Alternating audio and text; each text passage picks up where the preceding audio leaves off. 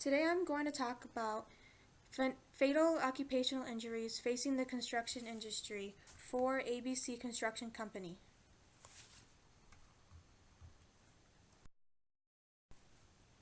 Introduction. It is the responsibility of management to provide an environment that is safe for their employees. When setting up a safety program, it is to create a workplace that is free from risk of injuries, illnesses, and death. It is for the purpose of protecting employees while performing a job task. In any safety program, it should be designed to identify hazards and the steps needed to control them. To ensure safety, a safe workplace should be one that is in compliance with OSHA standards. All levels from top management to employees should be trained in safety procedures and requirements, and to maintain effectiveness of a safety program. There needs to be continued monitoring of an existing program and modified as needed. There are levels of exposure to harmful substances and environmental conditions in the construction industry. These levels of exposure must be measured periodically to confirm that they do not exceed the level requiring action.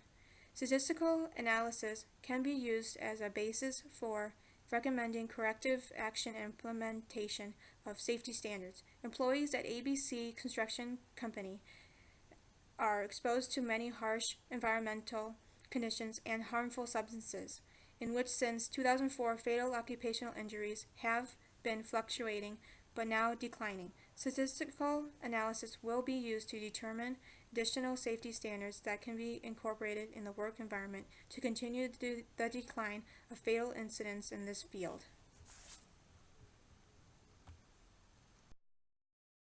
Background.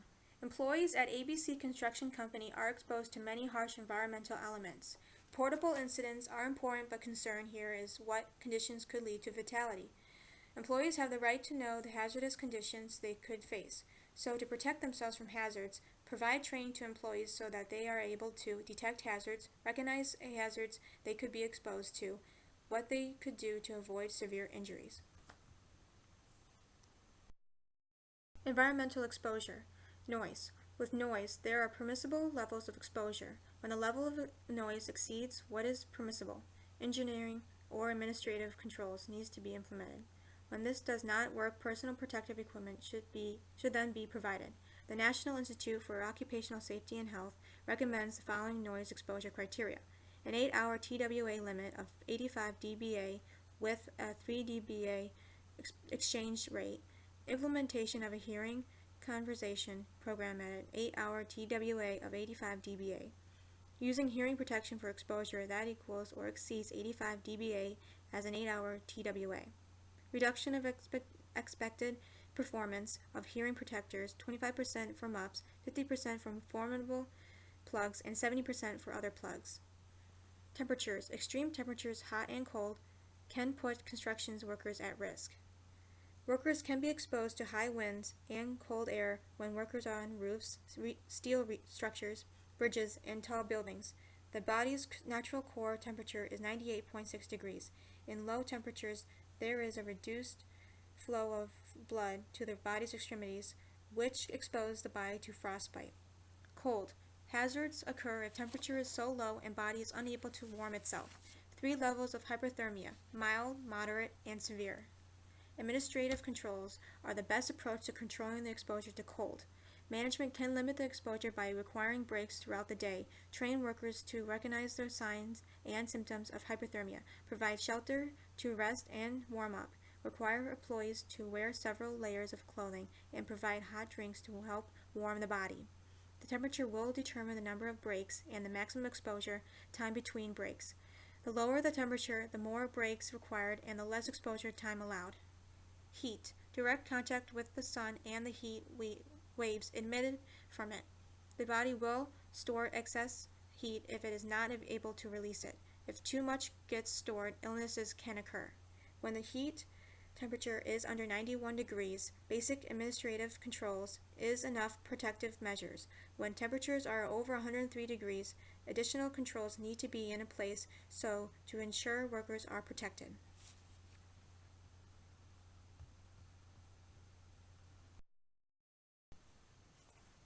These are some pictures of exposure conditions. Forms of chemical hazards. Chemical substances can be in the form of gases, vapors, fumes, dust, and fibers. Hierarchy of controls to reduce exposure. Elimination, engineering controls, administrative controls, and personal protective equipment.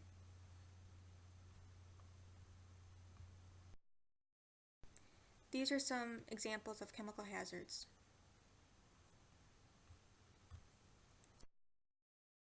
Exposure to hazardous chemical and biological substances.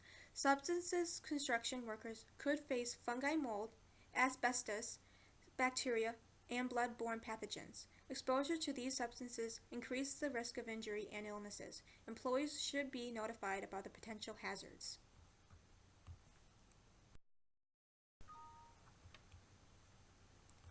Costs of workplace injuries and fatalities. Financial hardship for the employee and their family due to inferior workers' compensation policy, high cost of medical insurance, co-pays and deductibles, and significant out-of-pocket home care costs. Financial hardship to employers, lost workdays, business disruptions, replacement costs of damaged properties, training associated with employee replacement, OSHA fines imposed, and could result in bankruptcy of the company. Establishment of Injury Prevention Program. Establishing a program that is for the purpose of preventing injuries and illnesses can be the tool to reduce reported incidents.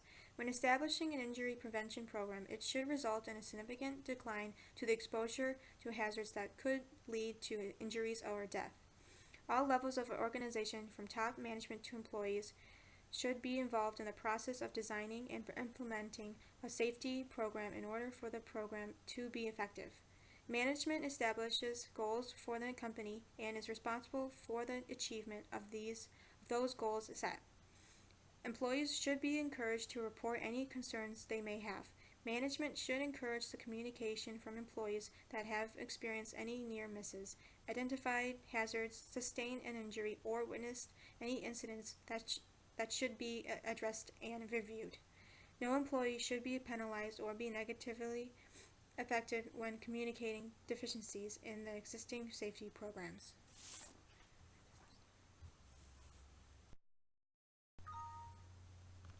Key benefits of safety program. Effective approach to preventing injuries, illnesses, and fatalities. Productivity from employees are improved. Costs associated with injuries are reduced. Profitability is increased. Lost workdays are non-existent. Proven to help employers and society reduce the costs that injuries and fatalities impose, and resulting benefits. Higher efficiency, greater working productivity, and lower costs. Key findings from census from 2004 to 2013. Even with safety controls in place, the construction industry will still have its dangers.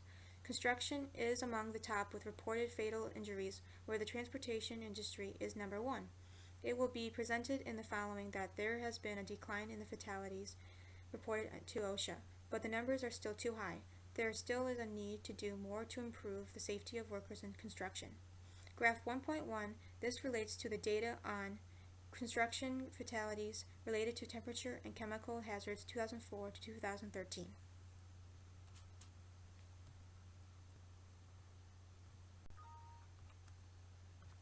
These are the findings from the scatter plot that I will discuss further on the next pages. Findings, temperature, and exposure. Figure 1.1, contact with temperature extremes. Fluctuated over the past 10 years, though on a downward trend starting in 2013, safety controls relating to temperature will need continued monitoring.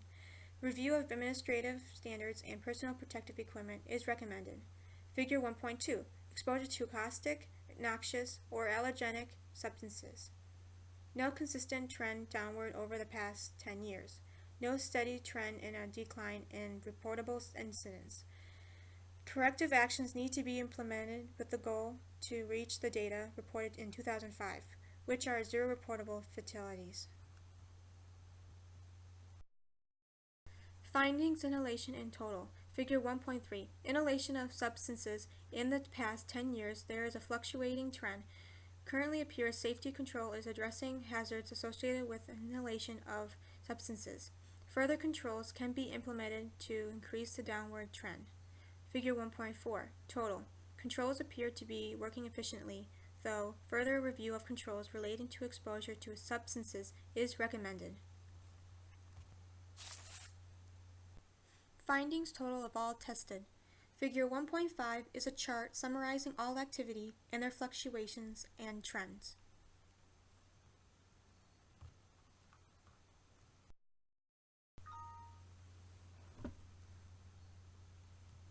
OSHA references.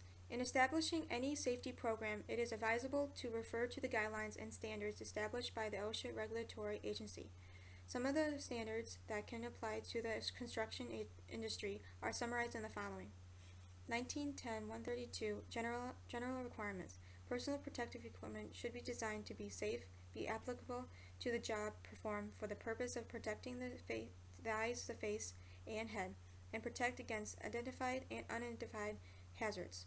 1910-134 Respiratory Protection. Personal protective equipment designed to protect the health of employees.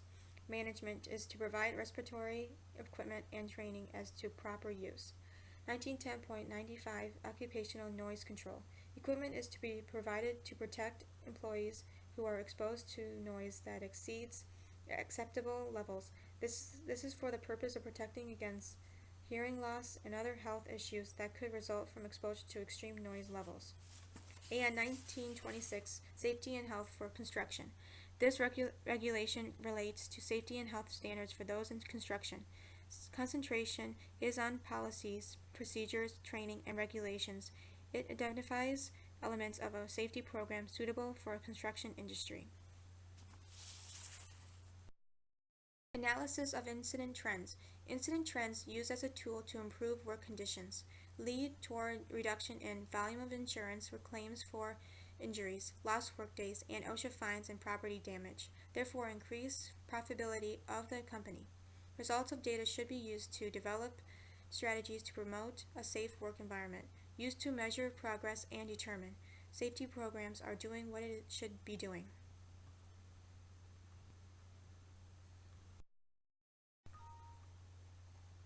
Cost of prevention program and its feasibility. The cost of prevention programs consist of two phases: implementing the program and maintaining the quality of it. The cost will vary among companies because the needs will vary. The more needs there are, the more cost there will be. Costs associated: administrative staff, training, personal protective equipment, monitoring and assessing, and corrective actions. Implementation of training programs. When implementing a training program, all levels of an organization should be involved. Top management, lower management, and employees should all be part of the process of developing the program. Training is an important aspect for employees to fully understand their job function and how best to perform a job task, and for managers to know how to supervise them. During a training session, it gives employees an opportunity to share their ideas and voice their opinions. Management can lead by example. When management shows interest in the training session and fully support a safety program, others will follow. Focus on the training program should stress health and safety concerns and what actions can be done to control hazardous conditions. Employees need to understand their compliance to a safety program is essential. By doing so, will lead toward a reduction in reportable injuries, illnesses, and fatalities. In a safety program, the primary goal is to eliminate hazards. Training should be designed as a tool to teach how to identify and recognize hazards and what steps can be done to protect yourself.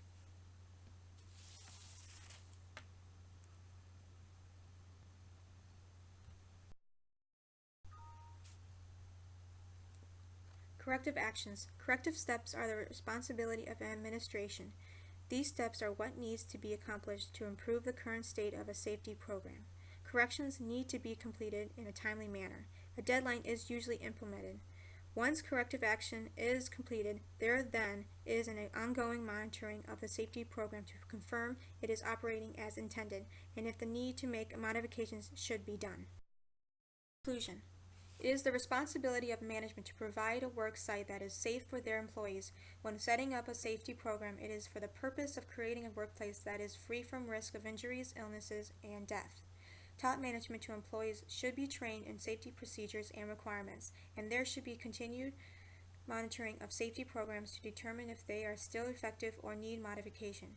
There are levels of exposure to harmful substances and environmental conditions in the construction industry. These levels of exposure must be measured periodically to confirm that they do not exceed the level requiring action. The continued analysis of statistical data can be used as a basis for corrective action and implementation and modification of safety standards. Even though there has been a decline in fatalities reported to OSHA, there still needs more to be done to improve the job site safety for workers in the field of construction. The numbers still remain too high.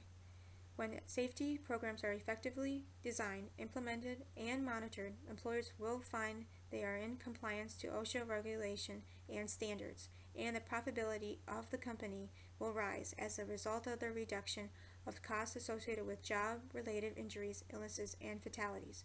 Not only will employees benefit, but employees will benefit just as much.